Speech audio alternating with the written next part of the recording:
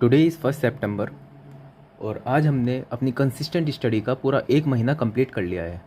तो आप सभी को बहुत बहुत कॉन्ग्रेचुलेशंस जो शुरू से अब तक जुड़े हुए हैं अब तक, और आगे भी अभी 2 महीने लगातार पढ़ाई करनी है हमें।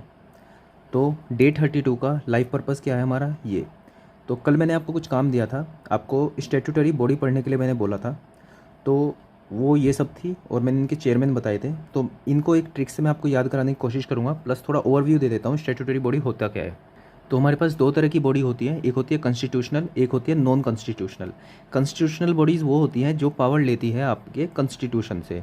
जैसे पार्ट 14 में आप देखेंगे, पार्ट 14 में क्या है, सर्विसेज वाला पार्ट है। तो उसके अंदर पार्ट 14 आता है 307 से 323। तो शायद आई थिंक 315 पे यूपीएससी है, तो वहाँ पे यूपीएससी मेंशन है। तो यूपीएससी क्या हो गई, कॉन्स्टिट्यूशनल बॉडी, क्योंकि उसका आर्टिकल मेंशन है कॉन्स्टिट्यूशन के अंदर। अब नॉन कॉन्स्टिट्यूशन बॉडी क्या होगी, जो कॉन्स्टिट्यूशन में पावर नहीं लेती है। वो कहाँ से पावर लेती है, वो पावर लेती है लेजिस्लेचर से, कि किसी भी हाउस में जब लॉ पास हुआ, कोई बिल पास हुआ, तो वो एक्ट बना, उस एक्ट से जो पावर ले। तो स्टेट्यूट नॉन कॉन्स्टिट्यूशनल भी दो होती है, एक तो स्टेट्यूटरी बॉडी होती है और दूसरी होती है एग्जीक्यूटिव बॉडी। अब स्टैट्यूटरी बॉडी क्या होती है कि जो जैसे किसी एक्ट से पास हो, जैसे सिडबी थी, एफएसएसए आई थी, तो इनका लॉ पास हुआ था, ये कोई एक्ट के अकॉर्डिंग आई थी। जैसे एनजीटी है, नेशनल ग्रीन ट्रिब्यूनल, वो एक्ट से आई थी, नेशनल ग्रीन ट्रिब्यूनल एक्ट से आई थी। तो एनजीटी जो है वो स्टैट्यूटरी बॉडी हो गई।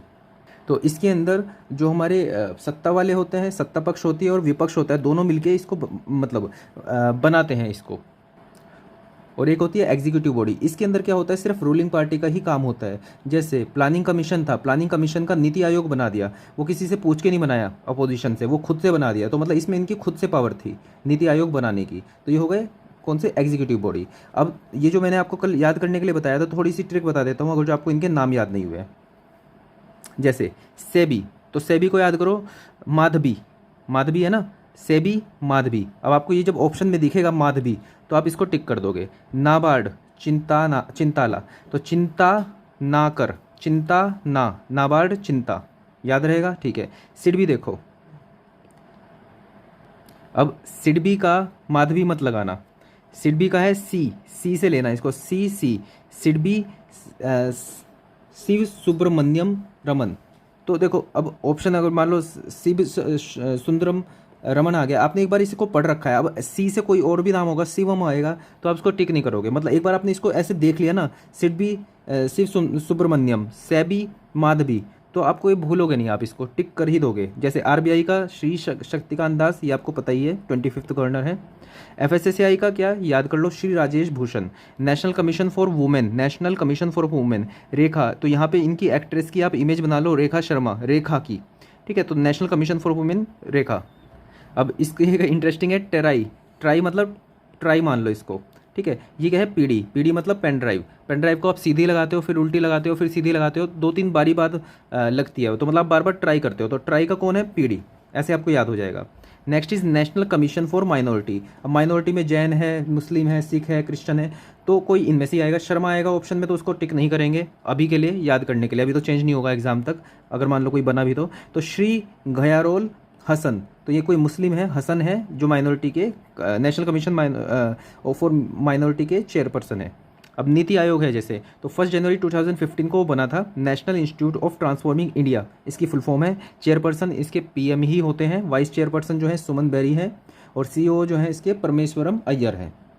तो वो आते हैं अपने डे 32 के लाइफ पर्पस पे। तो हिस्ट्री में आपको क्या करना है, दिल्ली सल्तनत, कल हमने पढ़ा था 1526 से 1707 क्या थी, मुगल एम्पायर। उससे पहले आता है दिल्ली सल्तनत, मतलब 1526 तक चला था, कब से, 1206 से 1526 तक। लास्ट कौन थे इसके, इब्राहिम लोदी। इब्राहिम लोदी को किसने हराया था, यहाँ पे 1526 में कौन आए थे पहले, बाबर, किसमें, बैटल ऑफ पानीपत में, ठीक है, इब्राहिम लोदी को हरा दिया था। 1206 में कौन आए थे, स्लेव डायनेस्टी, कुतुबुद्दीन ऐबक। तो ये क्या कहते हैं, 1206 में आए थे, तो उसके स्लेव डायनेस्टी से इब्राहिम लोदी, मतलब लोदी डायनेस्टी तक आपको पढ़ना है दिल्ली सल्तनत के अंदर। ऊपर ऊपर से पढ़ लेना, ज़्यादा डीप में मत जाना, ठीक है, बस आपको पता होना चाहिए। उसके ज्योग्राफी में आप क्या करोगे, airport, highways and water port of India, जो भी इंपॉर्टेंट है वो आप गूगल पे और यूट्यूब पे सर्च करके आप याद कर लेंगे और उनके नोट्स बना लेंगे। पॉलिटी के अंदर आप क्या करोगे, हिस्ट्री ऑफ इंडियन कॉन्स्टिट्यूशन, जो कि पेज नंबर 1, 2 एंड 3 में गिवन है, जो आपको नोट्स प्रोवाइड कराए गए हैं। अगर आपके पास ये नोट्स नहीं है तो आप मुझे नीचे डिस्क्रिप्शन लिंक में टेलीग्राम का मैं लिंक डाल दूंगा, तो आप वहाँ से ले सकते हो, या फिर अगर वो लिंक ना चले तो आप इंस्टाग्राम पे मुझे मैसेज कर देना, मैं वहाँ से आपको वो नोट्स भेज दूंगा। तो ये तो था हमारा नॉन टेक्निकल का जो आपको पढ़ना है। करंट अफेयर आपको डेली पढ़ना ही है। जो करंट अफेयर का मैंने बताया था कि जनवरी से अगस्त तक का पढ़ना है अभी आपको लगातार, प्लस सितंबर अभी चल रहा है तो उसको भी देखते रहना। तो सितंबर लास्ट तक का भी आप पढ़ लोगे जनवरी से, काफ़ी रहेगा। अब टेक्निकल्स में पढ़ने मतलब आगे बढ़ने से पहले 2 सवाल जो आप पूछते हो, पहला आप मुझे बुक्स के नाम पूछ लेते हो डायरेक्ट, मतलब बुक्स के नाम आप मुझे बोलते हो और आप मुझसे पूछते हो कि ये सही है क्या बुक सभी सही है, कोई ऐसी ख़राब बुक नहीं है। आपने बस बात यह है कि आपने क्या पूरी वो करी हुई है क्या, और अगर जो आपको बुक का पता करना है सही है कि गलत है, तो ऐसा करना है, एसएससी जेईई का पीवाईक्यू खोल लेना और उसके बाद उस बुक को खोल लेना, उसके पीवाईक्यू पढ़ना। जैसे हिस्ट्री है तो हिस्ट्री के उसके पीवाईक्यू पढ़ना और वहाँ पे चेक करके देखना कि इसके आसपास इस बुक में दिया हुआ है क्या। अगर एक पेपर में आप चेक करना, अगर ऐसा है कि उसके आसपास का दिया हुआ है तो बुक अच्छी है, नहीं तो नहीं है। बाकी 100% यही होगा कि आपको सभी क्वेश्चंस जो हैं वहाँ पे बुक में मिल जाएंगे। इसका कारण ये है कि बुक्स जो डिज़ाइन होती है वो पीवाईक्यू के बेसिस पे ही डिज़ाइन होती है, ऐसे कुछ अलग से कुछ उसके अंदर नहीं डाल देते। जो पहले पूछा जा चुका है एग्ज़ाम में उसके अकॉर्डिंग ही बुक के अंदर मटेरियल बनाया जाता है, कंटेंट बनाया जाता है। तो आप जो भी बुक पढ़ रहे हो वो बस मन लगा के उसको पढ़ लो, 4-5 बार रिवीजन कर दो। अगर उतना भी आपने कर लिया तो क्वेश्चन आप कर दोगे। दूसरा ये कि आप, कुछ लोग पूछते हैं कि जो मैं बता रहा हूँ काम ये तो बहुत कम है, तो मैं ये बोल रहा हूँ कि आप इतना भी कर लो, सिलेक्शन हो जाएगा। बाकी आपको लग रहा है कि बहुत कम है तो आप ज़्यादा कर सकते हो, किसी ने आपको रोका नहीं है इस चीज़ को। आपको ईएससी की भी प्रीवियस ईयर लगानी है, वाईसीटी भी लगानी है, एसएससी जेईई भी लगानी है, आप लगा सकते हो। लेकिन मैं रिकमेंड करूँगा कि एसएससी जेईई आपने कर ली है तो भी आपका सिलेक्शन हो जाएगा अगर आपने उसके कॉन्सेप्ट अच्छे से देखे हुए हैं तो। अभी कुछ दिन पहले मैंने पोल डाला था तो उसमें भी ऐसा आया था कि 25% से कम करी हुई है 60% बच्चों ने वो किताब। अब 60% बच्चों ने एसएससी जेईई की पीवाईक्यू ही नहीं करी हुई है तो वो ईएससी के और बाकी क्वेश्चन कैसे लगाएगा।